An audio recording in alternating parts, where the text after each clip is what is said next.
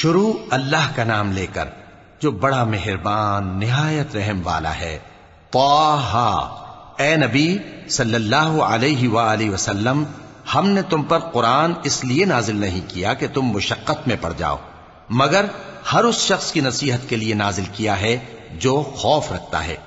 یہ اس ذات کا اتارا ہوا ہے جس نے زمین اور اونچے اونچے آسمان بنائے، یعنی رحمان، جو عرش پر جلوہ افروز ہوا۔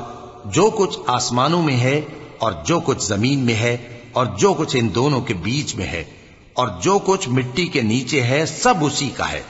اور اگر تم پکار کر بات کہو تو کیا ہے، وہ تو آہستہ کہی ہوئی اور نہایت پوشیدہ بات تک کو جانتا ہے۔ اللہ وہ معبود برحق ہے کہ اس کے سوا کوئی معبود نہیں ہے، اس کے سب نام اچھے ہیں۔ اور کیا تمہیں موسیٰ کے حال کی خبر ملی ہے؟ جب انہوں نے آگ دیکھی تو اپنے گھر والوں سے کہا کہ تم یہاں ٹھہرو، میں نے آگ دیکھی ہے، میں وہاں جاتا ہوں، شاید اس میں سے میں تمہارے پاس انگارہ لاؤں یا آگ کے مقام سے اپنا رستہ معلوم کر سکوں۔ پھر جب وہ وہاں پہنچے تو آواز آئی کہ اے موسیٰ، میں تو تمہارا پروردگار ہوں، تو اپنے جوتے اتار دو، تم یہاں پاک میدان یعنی طویٰ میں ہو، اور میں نے تم کو منتخب کر لیا ہے، تو جو حکم دیا جائے اسے سنو۔ بے شک میں ہی اللہ ہوں، میرے سوا کوئی معبود نہیں، تو میری عبادت کیا کرو اور میری یاد کے لیے نماز پڑھا کرو۔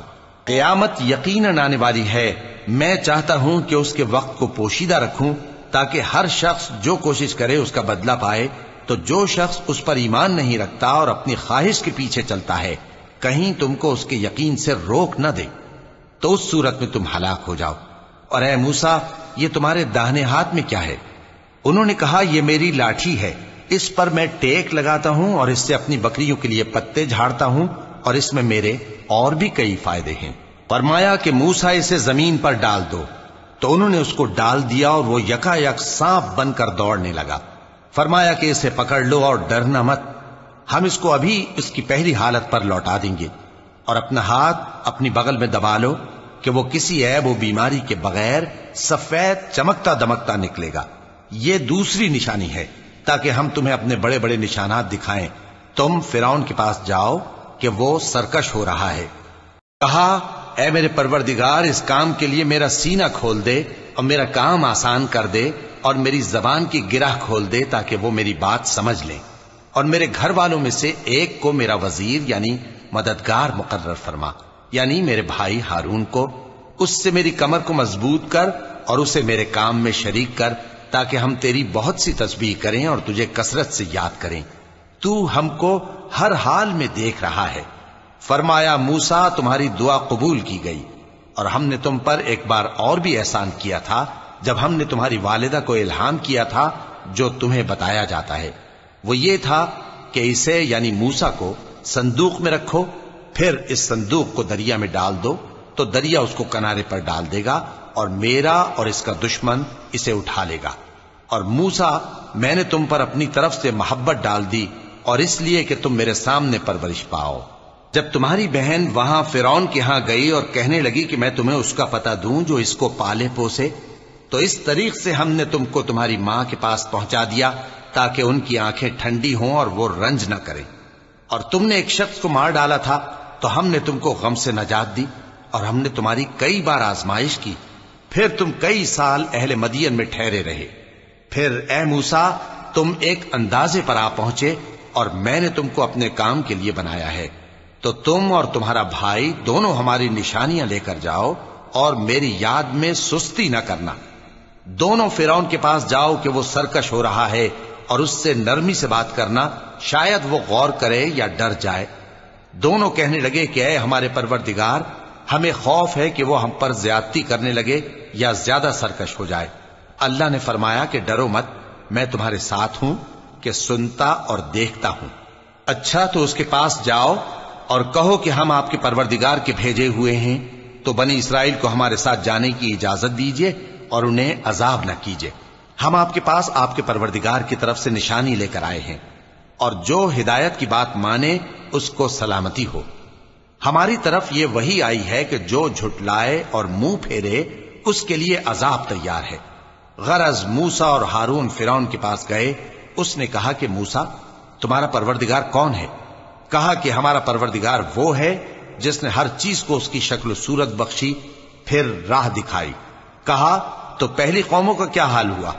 فرمایا کہ ان کا علم میرے پروردگار کو ہے جو کتاب میں لکھا ہوا ہے۔ میرا پروردگار نہ چوکتا ہے نہ بھولتا ہے۔ وہ وہی تو ہے جس نے تم لوگوں کے لیے زمین کو فرش بنایا اور اس میں تمہارے لیے رستے بنا دیے اور آسمان سے پانی برسایا، پھر اس سے مختلف نباتات پیدا کی کہ خود بھی کھاؤ اور اپنے مویشیوں کو بھی چراؤ۔ بے شک ان باتوں میں عقل والوں کے لیے بہت سی نشانیاں ہیں۔ اسی زمین سے ہم نے تم کو پیدا کیا اور اسی میں ہم تمہیں لوٹائیں گے اور اسی سے ہم تمہیں دوسری دفعہ نکالیں گے۔ اور ہم نے فرعون کو اپنی سب نشانیاں دکھائیں مگر وہ تکذیب اور انکار ہی کرتا رہا۔ کہنے لگا کہ موسیٰ، کیا تم ہمارے پاس اس لیے آئے ہو کہ اپنے جادو کے زور سے ہمیں ہمارے ملک سے نکال دو؟ تو ہم بھی تمہارے مقابل ایسا ہی جادو لائیں گے، تو ہمارے اور اپنے درمیان ایک وقت مقرر کر لو کہ نہ تو ہم اس کے خلاف کریں اور نہ تم، اور یہ مقابلہ ایک ہموار میدان میں ہوگا۔ موسیٰ نے کہا کہ آپ کے لیے یوم زینت کا وعدہ ہے اور یہ کہ لوگ اس روز دن چڑھے اکٹھے ہو جائیں۔ تو فرعون لوٹ گیا اور اپنے سامان جمع کر کے پھر آیا۔ موسیٰ نے ان جادوگروں سے کہا کہ یہ تمہاری بربادی ہوگی، اللہ پر جھوٹ نہ باندھو، وہ تمہیں عذاب سے فنا کر دے گا، اور جس نے جھوٹ باندھا وہ نامراد رہا۔ تو وہ باہم اپنے معاملے میں جھگڑنے اور چپکے سرگوشی کرنے لگے۔ کہنے لگے یہ دونوں جادوگر ہیں، چاہتے ہیں کہ اپنے جادو کے زور سے تم کو تمہارے ملک سے نکال دیں اور تمہارے بہترین مذہب کو نابود کر دیں۔ تو تم جادو کا سامان اکٹھا کر لو اور پھر قطار باندھ کر آؤ۔ آج جو غالب رہا وہی کامیاب ہوا۔ جادوگر بولے کہ موسیٰ، یا تو تم اپنی چیز ڈالو یا ہم اپنی چیزیں پہلے ڈالتے ہیں۔ موسیٰ نے کہا بلکہ تم ہی پہلے ڈالو۔ جب انہوں نے چیزیں ڈالیں تو یکا یک ان کی رسیاں اور لاٹھیاں موسیٰ کے خیال میں ایسی آنے لگیں کہ وہ میدان میں ادھر ادھر دوڑ رہی ہیں۔ اس وقت موسیٰ نے اپنے دل میں خوف محسوس کیا۔ ہم نے کہا خوف نہ کرو، بلا شبہ تم ہی غالب رہو گے، اور جو چیز یعنی لاٹھی تمہارے داہنے ہاتھ میں ہے اسے ڈال دو کہ جو کچھ انہوں نے بنایا ہے اس کو وہ نگل جائے گی۔ جو کچھ انہوں نے بنایا ہے یہ تو جادوگروں کے ہتھ کنڈے ہیں، اور جادوگر جہاں بھی جائے کامیاب نہیں ہوگا۔ اس پر جادوگر سجدے میں گر پڑے، کہنے لگے کہ ہم موسیٰ اور ہارون کے پروردگار پر ایمان لائے۔ فرعون بولا کہ پیشتر اس کے کہ میں تمہیں اجازت دوں تم اس پر ایمان لے آئے؟ بے شک یہ تمہارا بڑا یعنی استاد ہے جس نے تم کو جادو سکھایا ہے، سو میں تمہارے ہاتھ اور پاؤں مخالف سمت سے کٹوا دوں گا اور تم کو کھجوروں کے تنوں پر سولی چڑھوا دوں گا، اور تم کو معلوم ہوگا کہ ہم میں سے کس کا عذاب زیادہ سخت اور دیر تک رہنے والا ہے۔ انہوں نے کہا کہ جو دلائل ہمارے پاس آ گئے ہیں ان پر اور جس نے ہم کو پیدا کیا ہے اس پر ہم آپ کو ہرگز ترجیح نہیں دیں گے، تو آپ کو جو حکم دینا ہو دے دیجئے، اور آپ جو حکم دے سکتے ہیں وہ صرف اسی دنیا کی زندگی میں دے سکتے ہیں۔ ہم تو اپنے پروردگار پر ایمان لے آئے تاکہ وہ ہمارے گناہوں کو معاف کرے اور اسے بھی جو آپ نے ہم سے زبردستی جادو کرایا، اور اللہ سب سے اچھا ہے اور ہمیشہ باقی رہنے والا ہے۔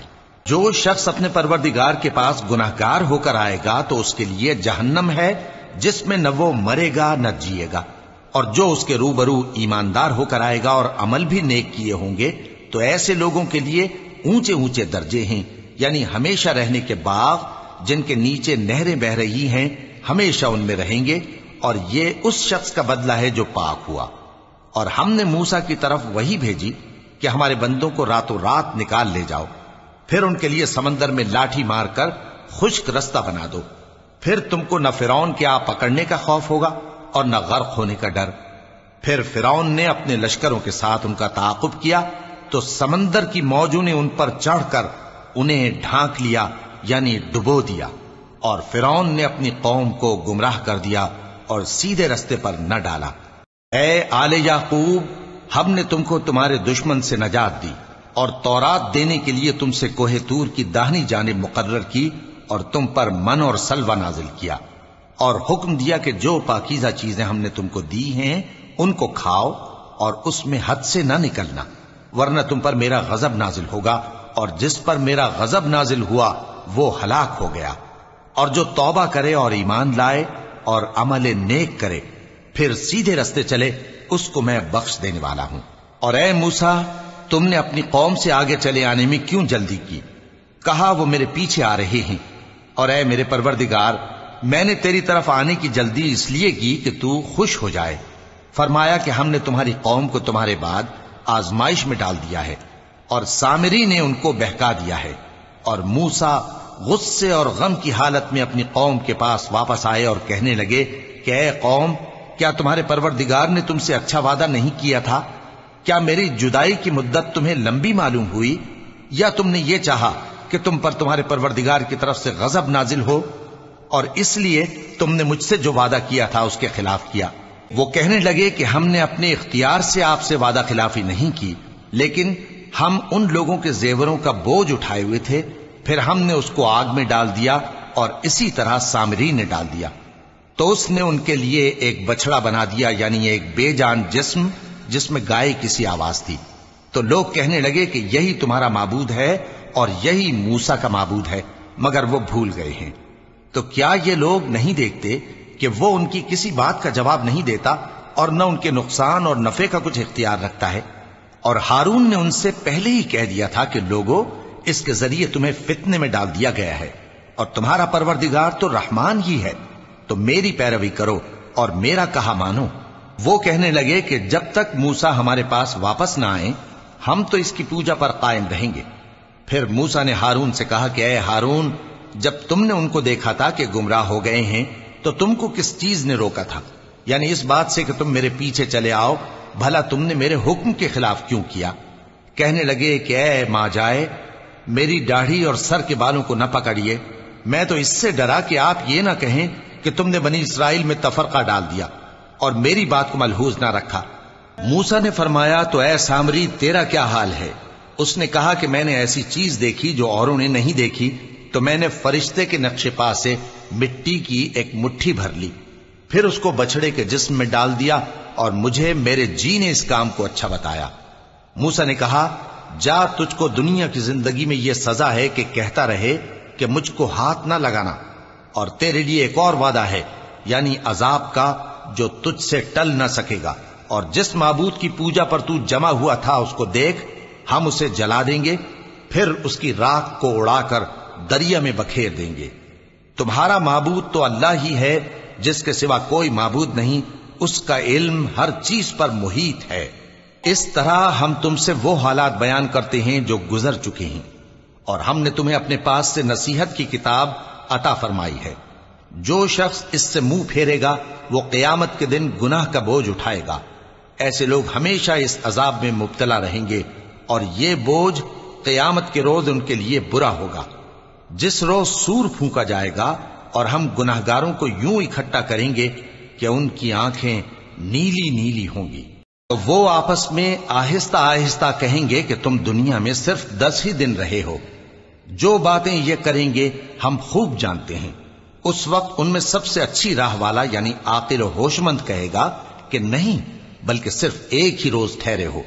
اور اے نبی صلی اللہ علیہ وآلہ وسلم، لوگ تم سے پہاڑوں کے بارے میں دریافت کرتے ہیں، کہہ دو کہ میرا رب ان کو راکھ بنا کر بکھیر دے گا، پھر زمین کو ہموار میدان کر چھوڑے گا جس میں تم کوئی نشیب و فراز نہ دیکھو گے۔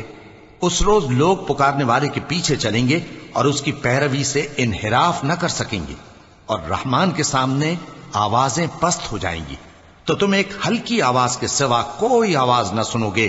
اس روز کسی کی سفارش کچھ فائدہ نہ دے گی مگر اس شخص کی جسے رحمان اجازت دے اور اس کی بات کو پسند فرمائے۔